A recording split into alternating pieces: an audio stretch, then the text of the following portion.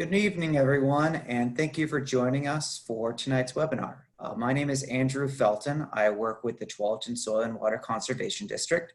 And tonight, this webinar is part of a 6-part webinar series that we're partnering with OSU's Master Naturalist program on. Tonight's topic is Wildfire in Your Forest Future. Tonight we'll have the speaker, Daniel Levin is going to be our speaker. He's the state forestry specialist with OSU. And we're going to be kind of exploring how wildfires might impact some of our neighborhoods and some steps that might be able to be taken to help reduce those risks throughout our areas. Our next webinar will be next Monday, August the 17th at 7 p.m. That webinar is going to be Gardening with Pacific Northwest Natives, an Ecological Approach. And we'll be looking at how native plants within our yards and our landscapes fit into the broader ecological ecosystems throughout our region. And with that, I'm going to hand it over to Alice Phillips, who is co-hosting this webinar with us tonight. Thanks, Andrew, and hi, everyone. I'm Alice, and I am the coordinator for the Master Naturalist program out of the Washington County Extension Office.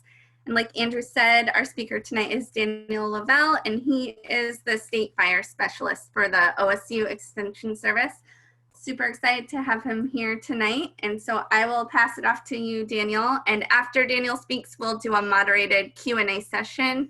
So if anytime you have questions, go ahead and pop those into the Q&A box here in Zoom. All right. Okay, well, thank you, Alice, and thank you, Andrew. And thank you all attending for spending your time, your evening, and I hope this is beneficial to you. I am going to share the screen, and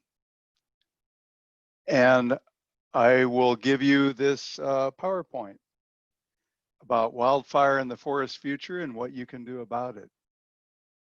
Let me start my timer here. So I want to talk about fire, of course, and fire is the first of 3 great constants in our lives. Fire is fire. It's neither evil or it's not saintly. It's just fire. It's a force of nature. It's a chemical process, and it's very, as a process, it's very predictable. The second of the 3 great constants in our lives is this guy, change. There will always be change, just like there will always be fire. And a change I want to talk about, pertinent to tonight, is temperature change. Since temperature readings have been taken since 1880 by the Weather Service, climate has been changing, temperature has been rising. And the last 6 years within that 140-year period have been the hottest on that record, during that record, starting in 2014. The other change that same time period since 1880 is population. In 1880, the US had a population of 50 million. 140 years later, coincident with the climate, we now have over 330 million people in this country.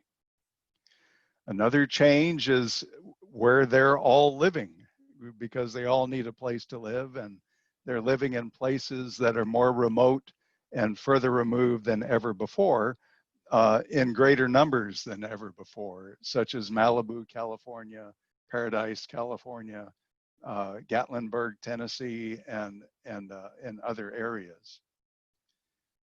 And another change are the vegetative ecosystems that we have in this country, especially the ones that have adapted over time to disturbance, to fire disturbance in particular, be it human or lightning or whatever cause. These ecosystems, forest, grassland, shrub, have adapted genetically and modified to adapt to fire disturbance as well as environmental conditions. Another change is how efficient and effective we are at putting out those fires.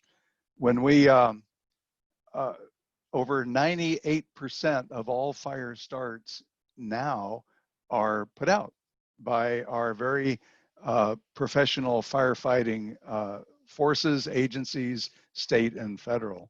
Very good at it.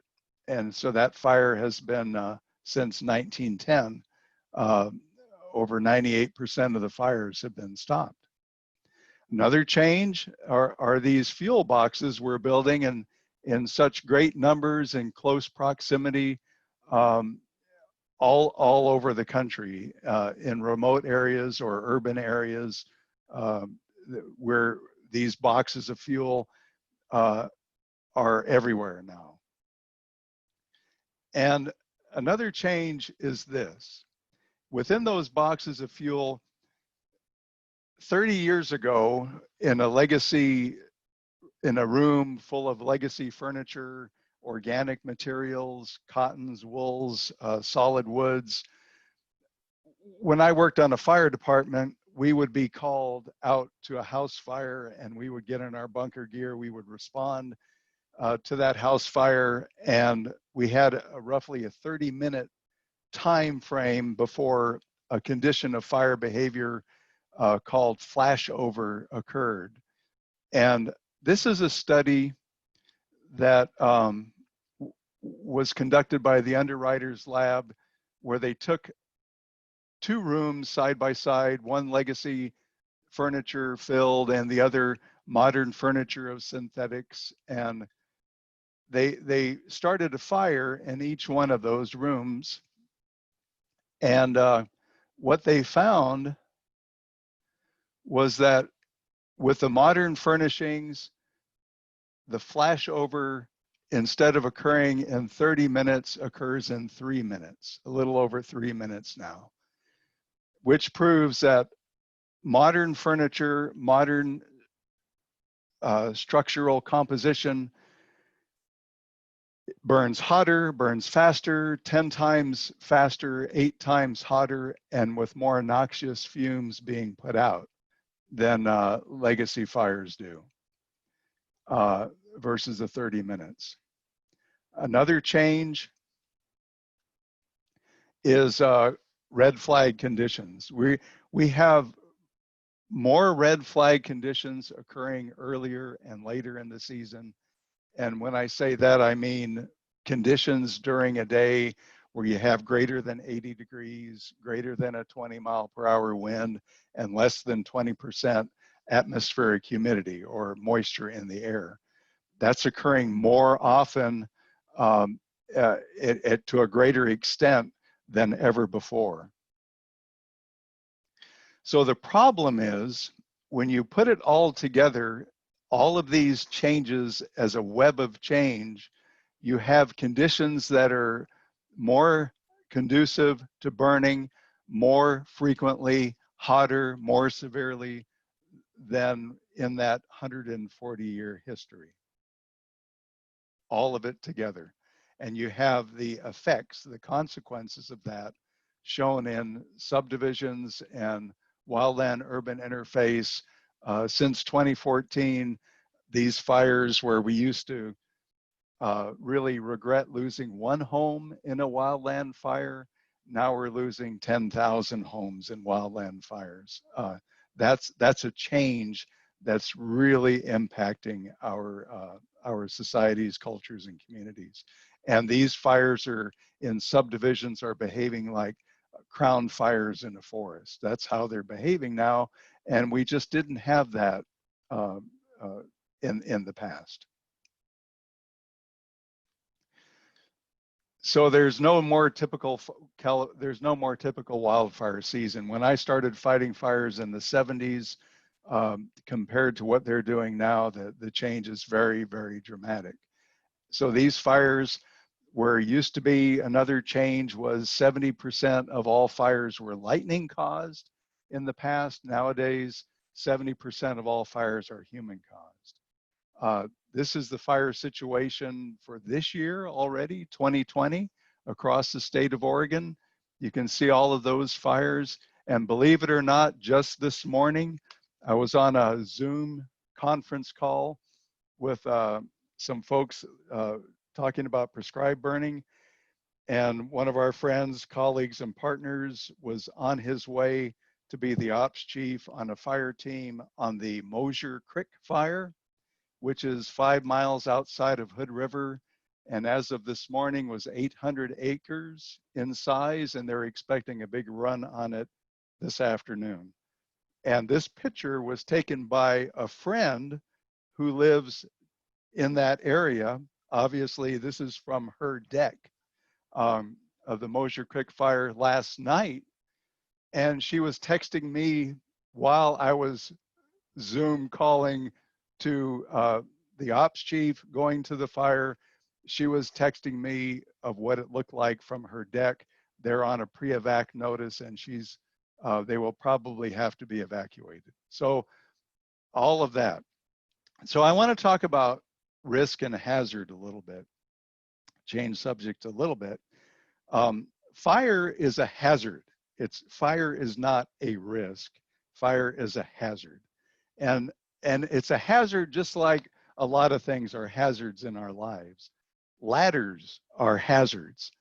They're wonderful tools, indispensable tools, can be very beneficial, just like fire can be beneficial. But ladders can also be hazardous. They can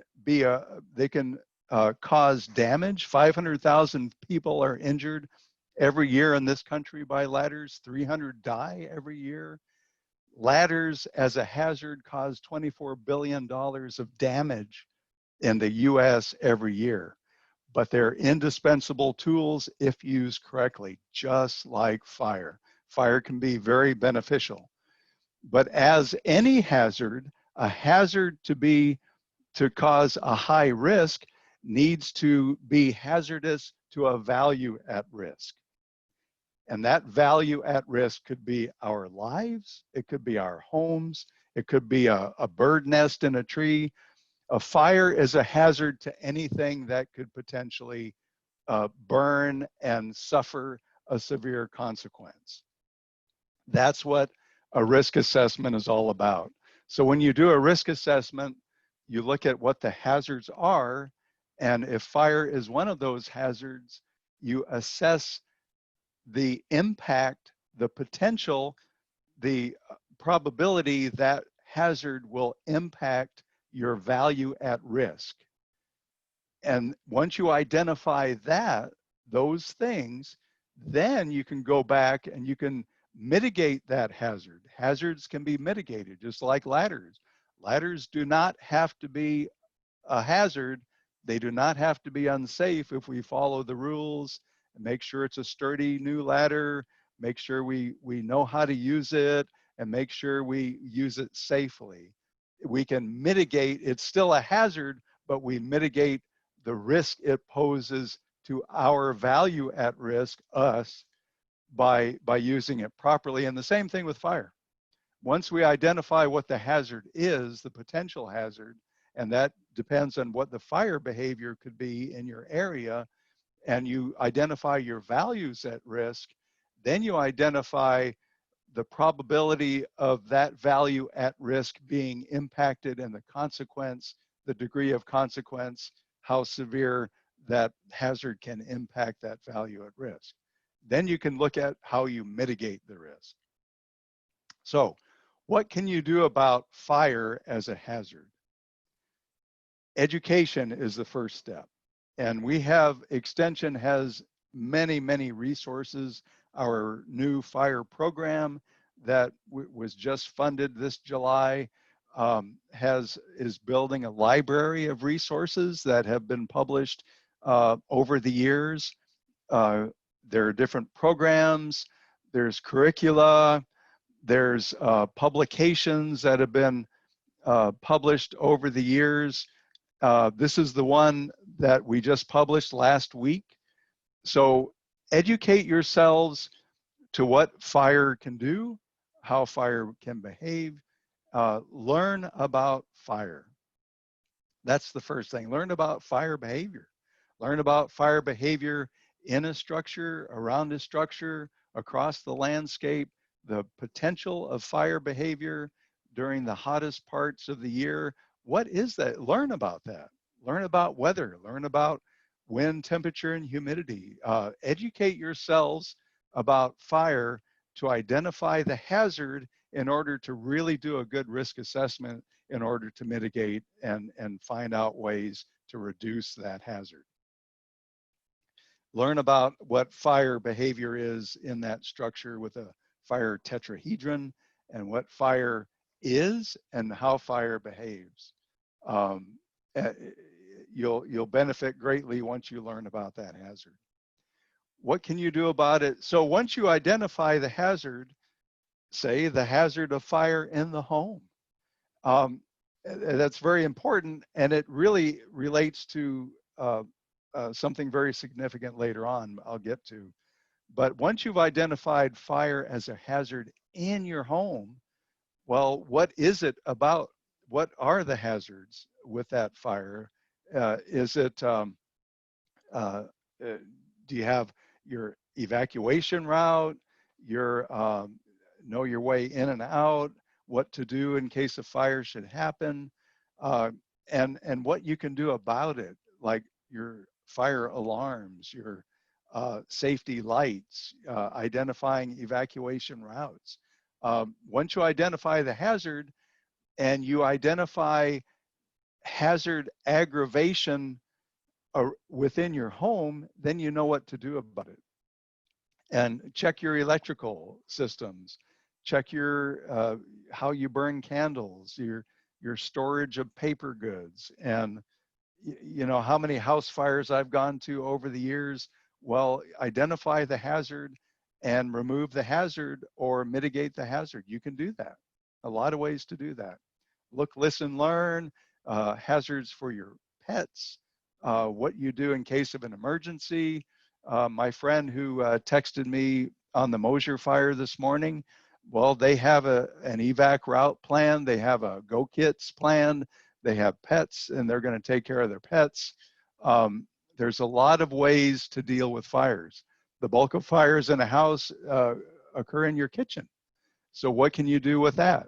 You know, there's a lot of ways you can mitigate hazard by potential fires in your kitchen. Using special fire extinguishers, learning what kind of fire extinguishers to use, when, where, and how, and a plan to use it if a fire should occur, evacuation routes. So what can you do about fire surrounding the home? That's the next step. Once you learn of that potential fire hazard in the house and the values at risk and how to mitigate that hazard in the house, do the same thing around the house. Your construction, get a fire defense zone, different zones at different distances from your structure. Make sure that your vegetation has been pruned, make sure your vegetation is clean, make sure the jungle debris is cleaned out, make sure there's your decks are clear, you have soffits on your eaves with fascia, with vents, screening that will not enable embers to pass through. There's a lot of work you can do at different distances from your home to, once you've identified the potential hazard, you know, where is that potential wildfire going to be blowing in from during the summer? You know, that's all education about learning the hazard and what to do about the hazard and reduce those problem points around your home. Lots you can do there. You know, 3 feet from the house, 20 feet, 30 feet from the house, 100 feet from the house. You can clear things out. You can still have beautiful landscaping, putting non-flammable material, putting a metal roof versus no shake roofs. There's just a lot of things you can do. And here's a little more information about raking, trimming, pruning, keeping those defensible zone distances clear from your home. And and then what can you do if you live in a neighborhood? Because we often talk about defensible space when you have 5 acres or 10 acres or 1,000 acres. But what if you live in a suburbia? You know, homes are boxes of fuel, and they contain fuel, and all the stuff we have, most of it is flammable.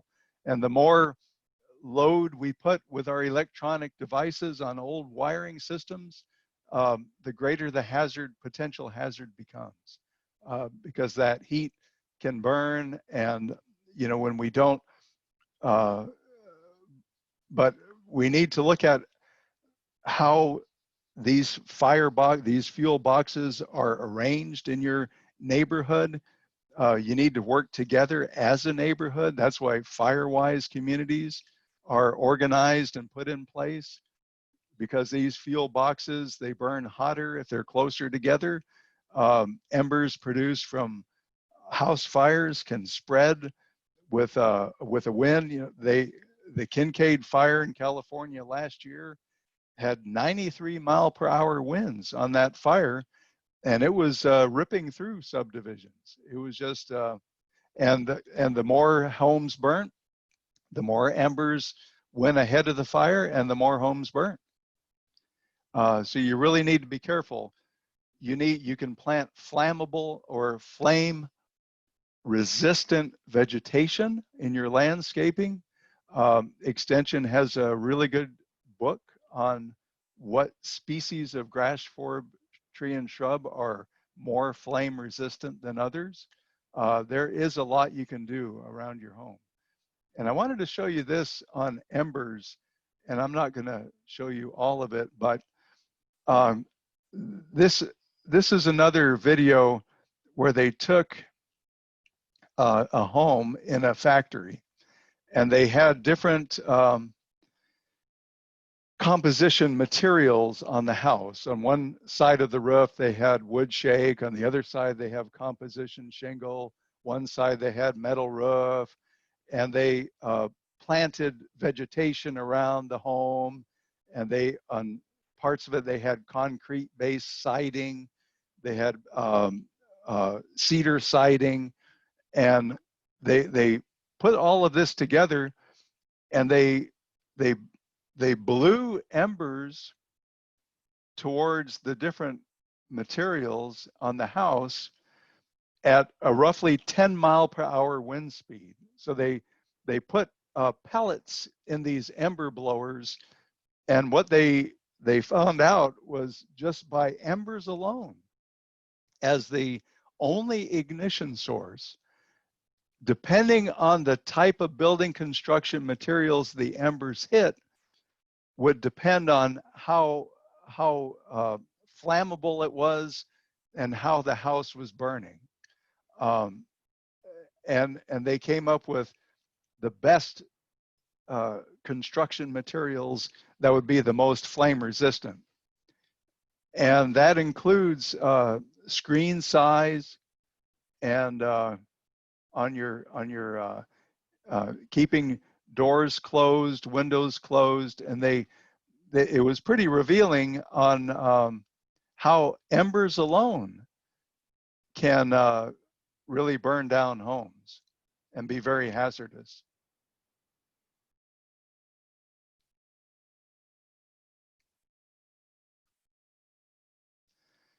So what can you do? Well, there's a lot you can do to reduce that hazard and lessen the risk to your home, which is a value at risk, no doubt. You can do landscaping, you can clean gutters. Like I said, you can put soffits on eaves, you can change your roofing materials. I remember going to a house in Bandon last year, where this is Bandon, where it's supposed to be very moist and cool and moist most of the year. And I did a risk assessment for a home right outside of town. And we identified where a potential wind would blow a wildland fire during the hottest part of the summer, hottest and driest part of the summer. And they had it was a beautiful home, beautiful property. they had cedar shake siding on that side of the house, and the owner was saying, "Oh, don't worry about it. It never dries out enough being under an eave and in the shade. It'll never dry out enough." Well, I pulled out a moisture meter, stuck it into the cedar siding, and that day, which was a moderate summer day, it was 8% moisture. Well, that's enough to burn very hot. So what can you do about fire as a hazard across the landscape? Well, here's another resource we put together in 2 years ago, almost 2 years ago, about forming partnerships, putting agreements together. You know, in the state of Oregon, over 70% of all land is managed by the federal or state government. That leaves 30% of a land base in private hands. So really, except in the valley here maybe, where homes exist, public land is not far away. And fire does not respect boundaries. Fire as a hazard can go from public land to private or private to public very easily. So really, if you want to mitigate the hazard and lessen the risk to your values at risk on the landscape, you really need to form partnerships and do large cross-boundary projects if you can. In this guidebook we put together demonstrates on how those can be formed: partnerships, agreements, funding available, grants that are available, and how to go about it in a step-by-step manner. And the example, the proof of concept, are projects we worked with in Klamath and Lake County over the past 6 years, 6 years, and they were treating 150,000 acres at a time, and this year they're treating the third landscape. So within 2 or 3 years, if everything goes right, public-private, they will have treated close to 1 million acres. And that's really the only way you can reduce hazard on a landscape basis, is to form these partnerships, put fire-wise communities together, identify, map out, and assess on these larger scale areas. So let's talk a little bit about management options, and those are innumerable. What you can do on your property, on the landscape surrounding your home. You can do thinnings, you can do prunings. There's mechanical means to commercially thin, pre-commercially thin. There are landscapers, there are arborists, there's you can put in fuel breaks, you can prune up trees, you can selectively thin, you could sometimes commercial, you can treat brush, you can do shaded fuel breaks, you can do prescribed burning. It's innumerable what you can do. So I want to, we have 18 minutes. I want to focus a little bit. I know fire is a hazard, potential hazard in all vegetation types. As long as we have carbon-based life forms that can burn, fire is a potential hazard. So I want to focus on forest management a little bit and dealing with fire as a hazard in the forest. And again, let's go back to that risk and hazard. Forests are a value at risk, or can be a value at risk, and homes are built in forests more than ever before. Another value at risk, and you have wildlife habitat, you have different bird mammal habitat, you have watershed health, you have threatened endangered species, plant, animal, you have fish, innumerable values at risk in a forested environment. So let's talk a little bit about that. So wildfire is a hazard with consequences, and the behavior of wildfire depends on weather, topography, and fuels. We do not have control over the weather. Well, we cause weather changes, but we don't have much, well, we could have control. That's another webinar topic. We don't have control over the topography. We do have control over starting fires, since 70% of all wildland fires are human caused. We have control over that. And but the most control we have is to reduce the likelihood of calamity and the consequences of that calamity by reducing fuels. And that reduces relative risk.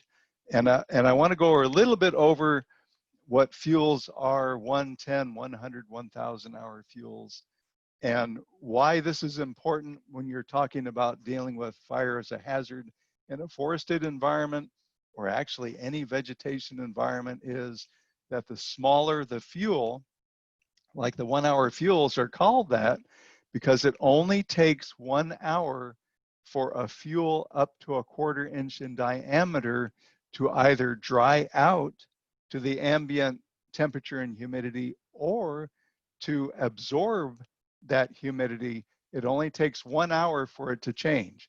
So it could be raining, and if you had a bunch of 1 hour fuel, it only takes 1 hour in the sun with reduced humidity to change the moisture content of that 1 hour fuel. Same with the 10 hour fuel, 100 and 1,000 hour fuels.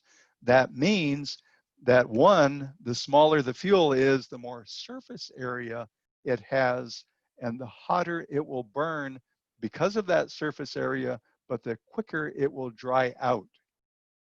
So if you're cleaning fuel, if you're dealing with reducing fuel in your house, surrounding your house, on the landscape, it's best to deal with smaller fuels.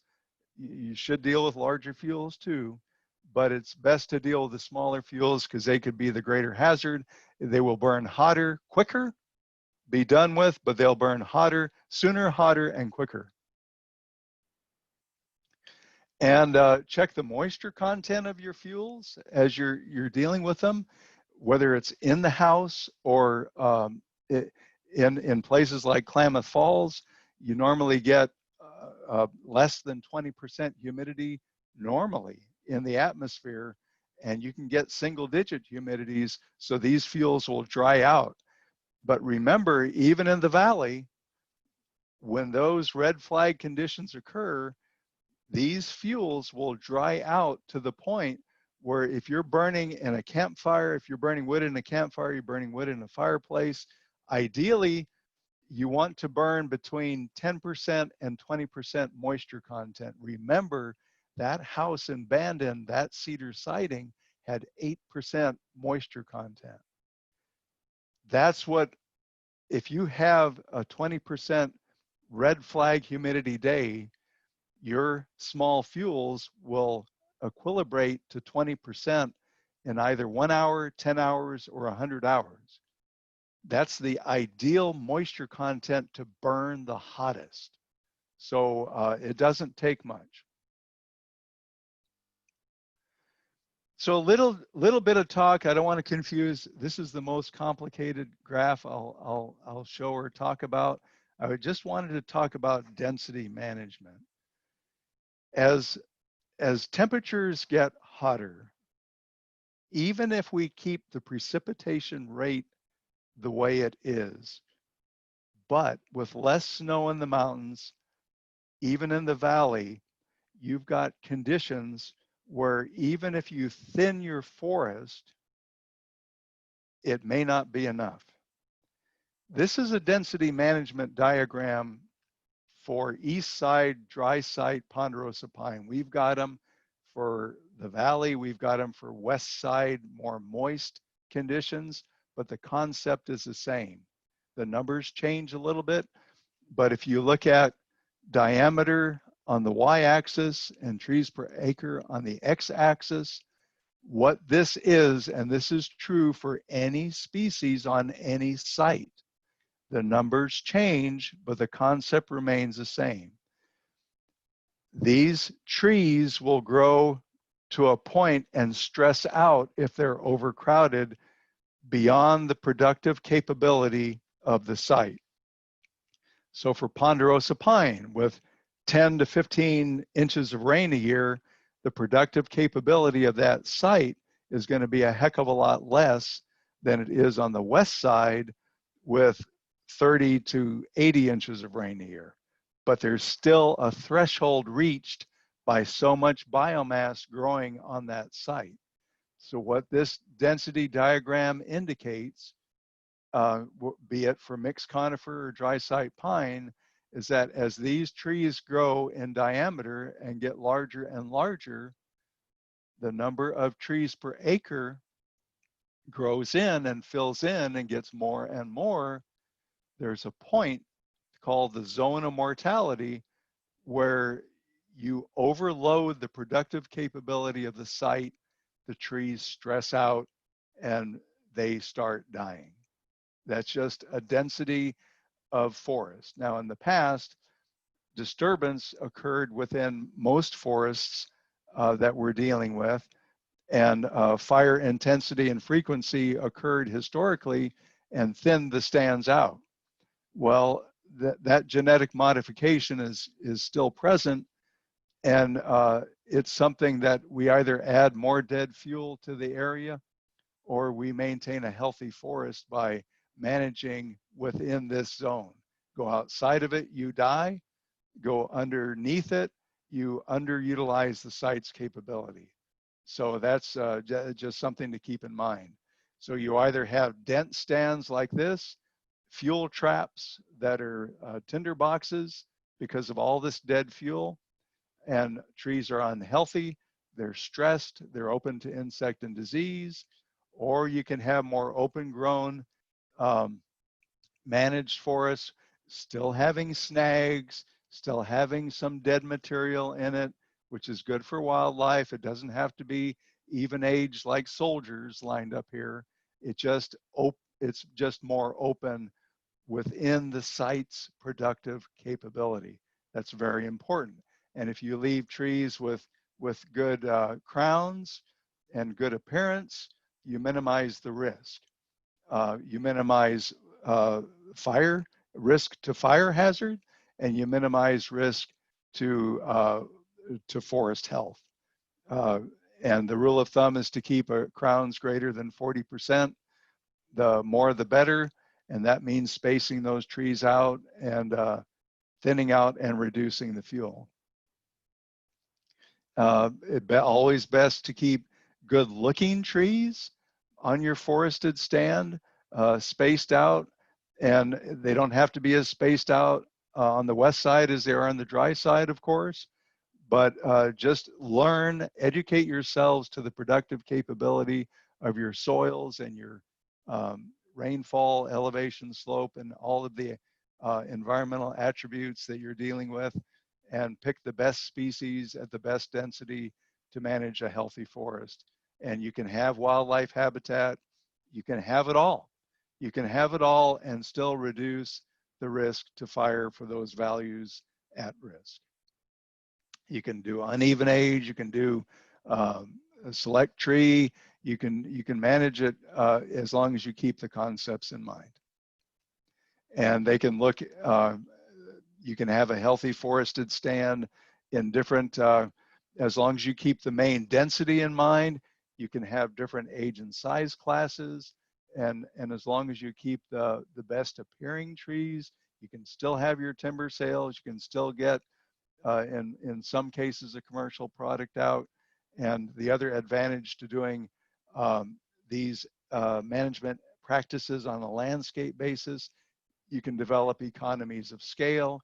And where a landowner with 10 acres may not be able to harvest trees, well, a landowner with 10 acres working with landowners that total 10,000 acres may make it economically feasible to do.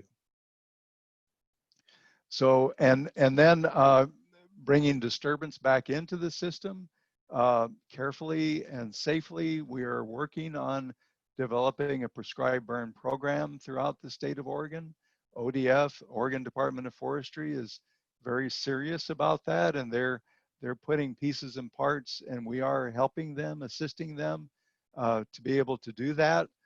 You can do prescribed burning now, but we're working on the liability aspect and the programmatic aspects of it, forming partnerships to help landowners better able to do that. So remember, fire is a hazard within the home, surrounding the home, on the landscape. Assess the risk, the values at risk within each of those scales, and you can mitigate those risks. You can do something about it within each of those scales.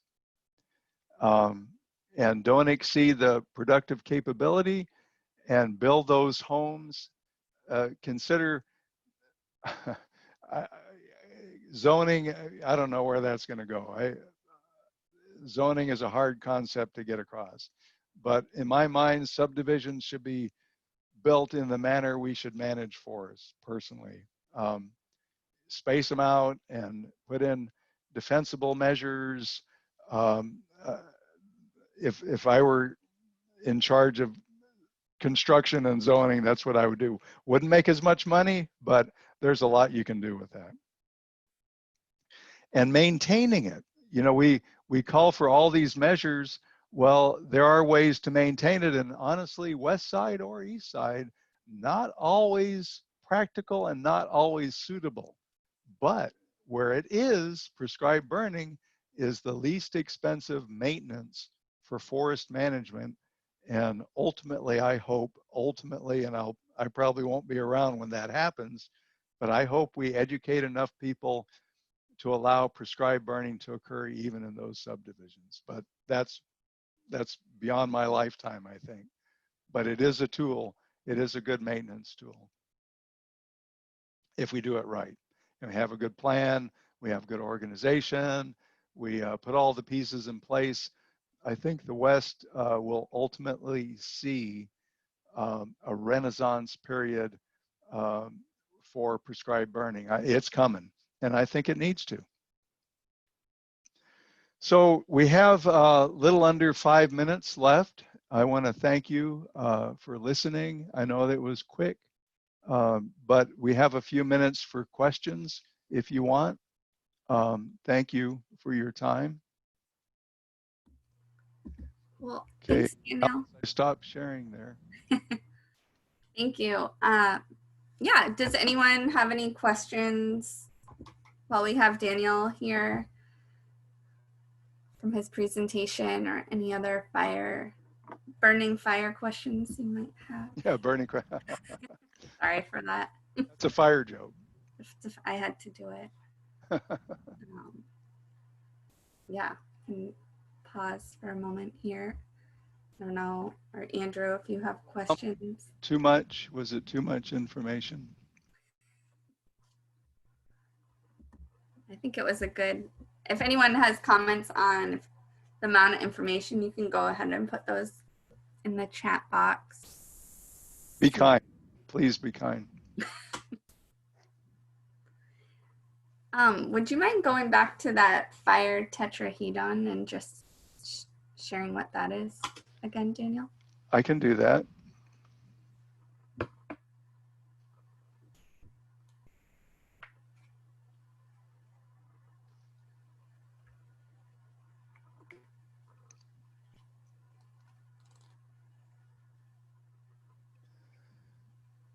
Let's see. So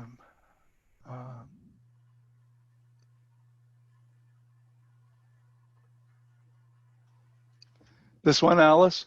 Yeah. Want to talk about it?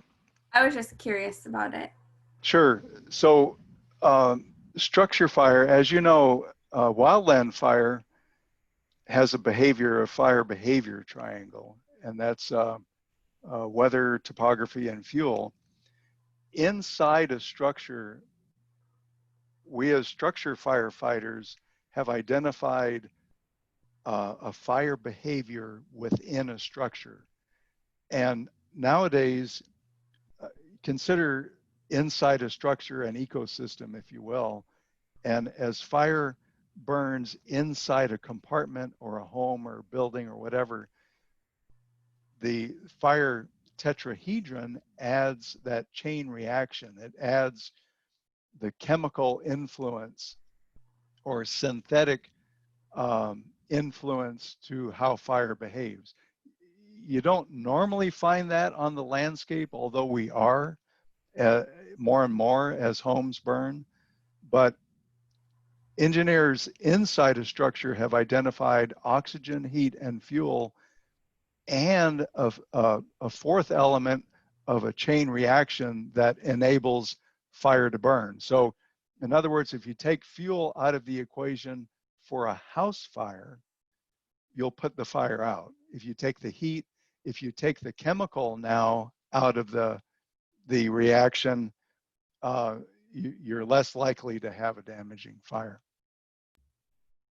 Okay, thank you. So we have a couple questions coming in here. Okay. Can you share any specific or general areas of Oregon that are ripe for recommendation for prescribed burning? Sure. You know, the almost anywhere on the east side. See, I would prescribe burn almost anywhere, as long as conditions are right. I would burn in the Willamette Valley. I would burn on the Coast Range. I would prescribe, and that's just me. I know a lot of people disagree with that, but I believe we could put a burn plan together. We would have to do fuels treatments to get the fuel loading down, and we'd have to look at the weather conditions. We'd have to look at the smoke output. We'd have to put all these pieces in together. But I would recommend burning in Portland's park, that big park out of OMSI. That I forgot the name of that park, but I would prescribe burn in that park. Forest Park? So I think I would answer the question in that I honestly feel any place that's been any place that has been determined suitable, where resources are in place, conditions are right, good prescription in place, a good burn plan in place, and liability reduced, and everything taken into account, I believe could burn. Thank you. Let's see. Another question here. Are juniper trees close to a home more of a fire hazard than Douglas fir? Much more, by magnitudes more. Because these plants that are flammable, juniper is one, and ceanothus, buckbrush is another, manzanita to a certain extent. There are plants that have genetically modified with a lot of fire over eons. And these plants have a more flammable sap content. They're just born to burn. They're adapted to fire, they burn hotter. Conversely, plants that have adapted to shady environments or north aspects are less likely to have a flammable content in their sap. Juniper is one that's not only super adapted to hot, dry conditions, but it's also has a higher flammability content in its sap than Douglas fir does. The big thing about Douglas fir in most conditions is that if Doug fir is stressed at all or not growing in the site conditions it prefers the most, it tends to exude sap on the bark. So it'll exude sap, and it's that sap then, once it's outside of the bark dripping down the tree, that's flammable. Or any dead branches in ponderosa pine or Doug fir or any conifer species for that matter will be very, very flammable because it's under a canopy and dries out even if it rains. So if you ever want to build a campfire in a rainy forest, get your fuel from underneath a tree canopy especially if it's on the bole of the tree, on the trunk of the tree. Great, thank you. Sure. Are there any more questions before we say goodnight here? Oh, I think we're in the clear. I do want to let folks know we'll have an evaluation pop up when you exit the webinar tonight. And I want to thank everyone for attending. We'll be sending out a recording. Andrew will be, as well as some of the resources you shared. Daniel, there's a comment saying very interesting talk, good content. Thank you. And I echo that comment as well. Thank you so much for being with us tonight. And The opportunity, I appreciate it. Be safe, everyone. yeah.